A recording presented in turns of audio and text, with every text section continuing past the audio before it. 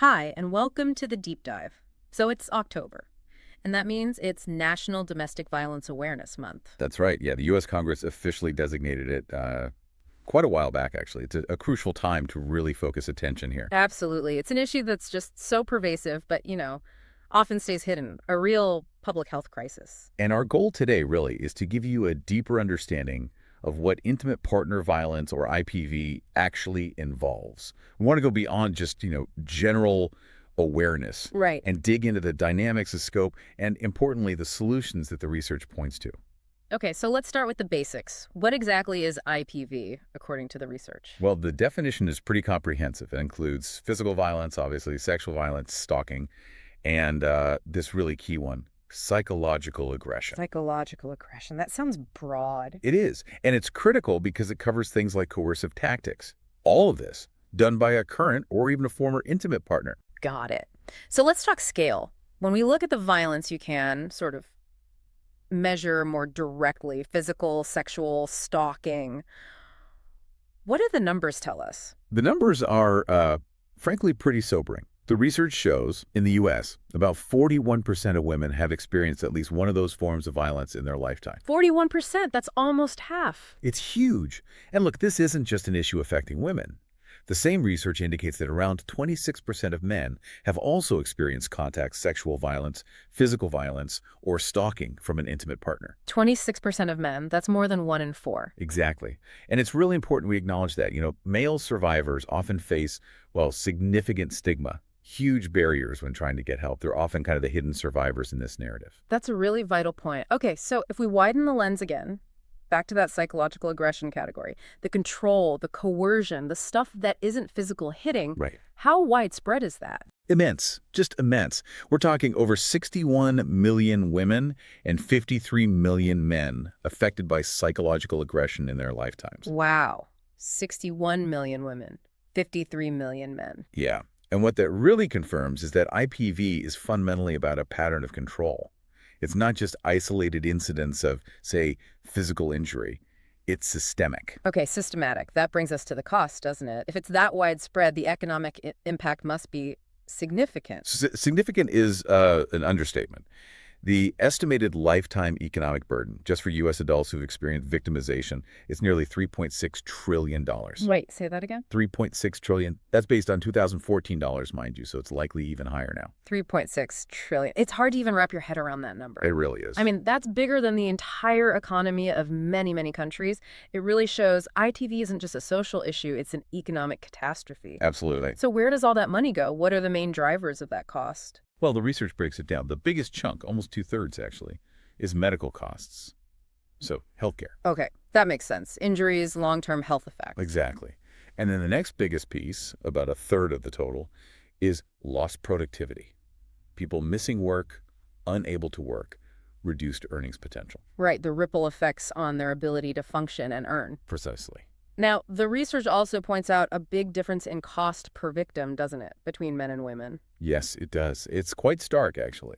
The average lifetime cost per female victim is estimated at over $103,000. Okay. Whereas for male victims, it's estimated around $23,000. Wow, that's more than a 4 times difference. Why such a huge gap? Is it mostly tied to the severity of physical injuries? The research attributes that difference primarily to higher medical spending for female victims, which, yes, strongly suggests a correlation with more severe physical violence requiring more extensive and often long-term medical care. Okay. And we have to remember, these numbers, as huge as they are probably conservative because so much abuse, especially the non-physical kind, emotional abuse, financial control, it just goes vastly underreported. It's much harder to capture in statistics. Right. So the $3.6 trillion might be the floor, not the ceiling.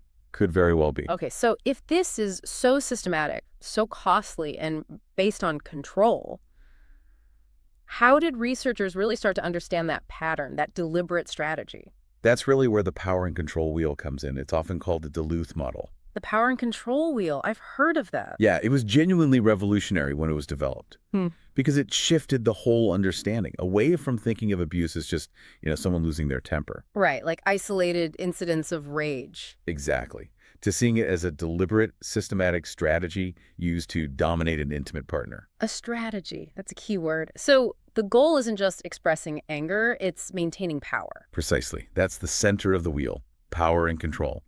It emphasizes that abuse is a choice. It's intentional, not a loss of control, but an exertion of it. Okay. And how does the wheel visualize this strategy? Well, you have the center, which is power and control.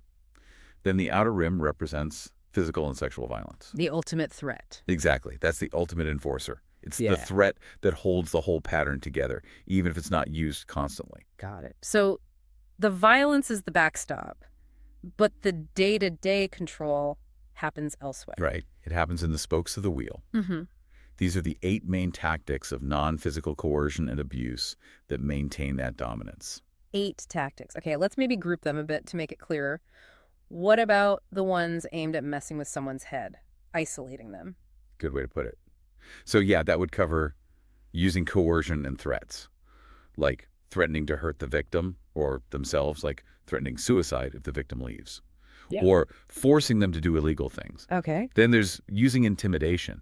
This is about creating fear, smashing things, destroying property, hurting pets, showing off weapons. Making the threat feel very real and present. Exactly. Yeah. And then the core of the psychological stuff, using emotional abuse, humiliating the person, putting them down constantly, playing mind games, making them feel like they're going crazy, what people sometimes call gaslighting. Right, undermining their sense of reality.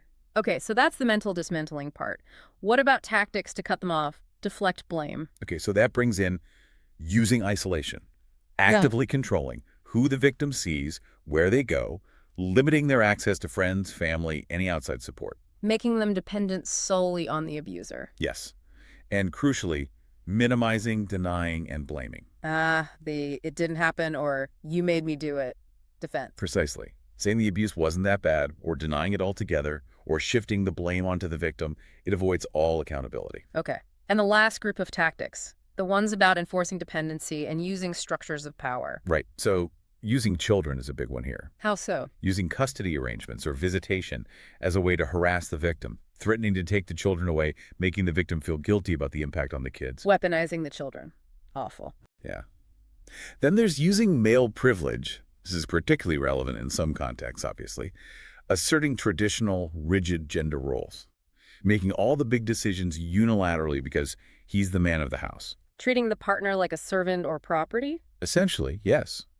And finally, maybe one of the most powerful and insidious tactics. Let me guess. Money. You got it. Using economic abuse. How does that work in practice? Oh, in so many ways. Yeah. Preventing the partner from getting or keeping a job. Making them ask for money for everything. Taking their paycheck.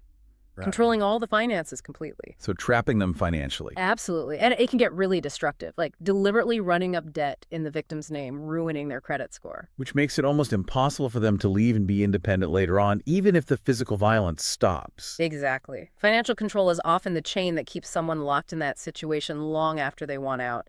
It underpins the entire system of dominance. Wow. Okay, so that power and control wheel paints a pretty grim but clear picture of how abuse functions systemically. It does. But the good news is there's also a constructive model, a counterpart to it. Okay. It's called the equality wheel. It basically outlines the behaviors that are needed for a healthy, non-violent, equitable partnership. The equality wheel. So it's like the antidote to the power and control wheel. That's a great way to think about it. Directly counters those coercive tactics. What are some of the key principles there? How does it flip the script? Well, instead of minimizing, denying, and blaming, you have honesty and accountability. Meaning Each partner takes full responsibility for their own actions. They admit when they're wrong. They communicate truthfully and openly. No games, no deflection. okay, that's a huge shift. What else? Respect is central. Really listening without judgment. Valuing your partner's opinions even when you disagree. Instead of humiliating or dismissing them. Right. And trust and support. This means actively supporting your partner's goals. Respecting their right to their own feelings, their own friends, their own activities, not trying to control them. The opposite of isolation. Exactly. And things like shared responsibility, mutually agreeing on how to divide up household tasks, finances, parenting, making decisions together. So real partnership instead of dictatorship. Precisely. It maps out what equality looks like in a relationship. That's incredibly helpful. Okay, so we have the model for the problem, the model for the solution in relationships. How do we tackle this on a bigger scale? What does prevention look like from a public health perspective, according to the research? Yeah, the research, like from the CDC, emphasizes a multi-level approach. You have to intervene at different points. Makes sense. So what about at the individual or relationship level? There, it's a lot about education, Hmm. teaching safe and healthy relationship skills, especially to young people. Think social emotional learning programs in schools. Giving people the tools early on. Right. And also engaging influential adults and peers, empowering Very bystanders. standard. Yeah, people who might witness controlling behavior or warning signs. Programs like Green Dot, for example, teach people concrete, safe ways to intervene. It's also about engaging men and boys specifically as allies in prevention. Okay. Individual skills, community involvement. What about the societal level, the big picture stuff? This is really critical. The research points strongly towards strengthening economic supports for families. Economic supports. How does that prevent domestic violence? Well, think about that economic abuse spoke on the wheel.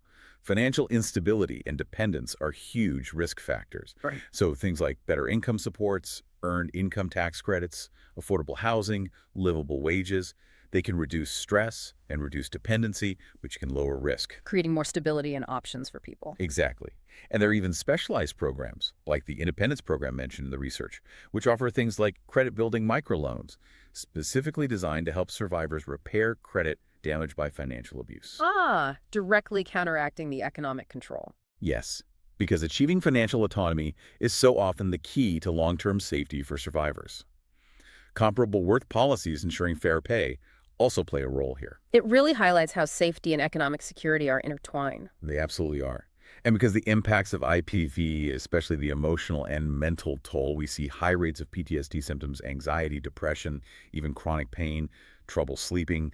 Getting support is just paramount. Immediate support is often the very first step. Okay, so if someone listening right now needs help or knows someone who does, where can they turn immediately? The most important resource is the National Domestic Violence Hotline.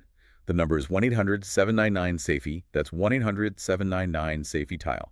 1-800-799-SAFEY. They also have text support. You can text the word START to 88788. Text START to 88788. Got it. And there are searchable online directories, too, where you can find local domestic violence shelters and programs in the U.S. and Canada. Very accessible. That's great. And circling back to what you said earlier about male survivors, are these resources available to them too? That's a crucial question. Historically, many resources were focused primarily on women. But the landscape is changing. The research indicates that a large majority of programs, something like 87% of those profiled, do welcome male victims now. So help is available. Yes, they offer services like counseling, support groups. It's vital for all survivors to know they can access help and healing tools, things like safety planning guides, help navigating restraining orders, or even just understanding things like trauma bonding or financial abuse better. Understanding those non-physical tactics is key. Absolutely. Knowledge is power in that situation. So wrapping this up, the big takeaway seems to be that ITV isn't random acts of violence. It's a systematic, deliberate pattern of coercive control. That's the core of it. But using frameworks like the equality wheel and with comprehensive prevention and support, we can actually work towards dismantling that system of power and control. Healing is possible. It absolutely is. But that work, the journey of healing, regaining independence, understanding the impact, it often requires, well, deep self-understanding and sometimes specialized guidance. Because if the abuse was systematic, The recovery often needs to be systematic too. Sometimes traditional therapy approaches might leave someone feeling stuck, especially after trauma like this. It can be hard to get to the root of those deeply ingrained behavioral triggers or relationship patterns on your own. so how do you move forward faster then? How do you really understand what's driving things? Well, that's actually where an approach like the one used by Edward Jenny and Associates comes into play. Okay. Their really unique focus is on something called collaborative assessment. Collaborative assessment, what does that mean? It means they don't just use psychological assessments for, say, a diagnosis. They integrate these sophisticated tools deeply into the therapy process itself. How does that help? It helps you, the client, and the therapist together to really get to the root cause of issues faster, to understand the source of trauma, why certain relationship challenges keep coming up, what those behavioral triggers actually are on a really individual level. So it's more targeted, aids self-discovery. Exactly. It helps people gain insight and move forward more effectively, often more quickly, than maybe less structured therapy alone might allow, especially when dealing with the fallout from something as systematic as IPV. I see. And what kind of services do they offer that are relevant here? They offer adult psychotherapy, couples psychotherapy, which can be relevant for rebuilding healthy relationships later, and very importantly, specialized trauma and PTSD therapy. And where can people access this? They're based in West Grove, Pennsylvania, but they also offer services online across all of Pennsylvania. Okay, good to know. So the final thought here is, if you've lived under that kind of systematic power and control, reclaiming your autonomy, building a clearer, safer future, that often requires a clear, systematic plan for healing too. Edward Jenny and Associates can really help start that process, providing that specialized guidance. So if you feel stuck or want that deeper understanding to move forward, we definitely encourage you to reach out. You can request an appointment or book a free consultation with Edward Jenny and Associates today.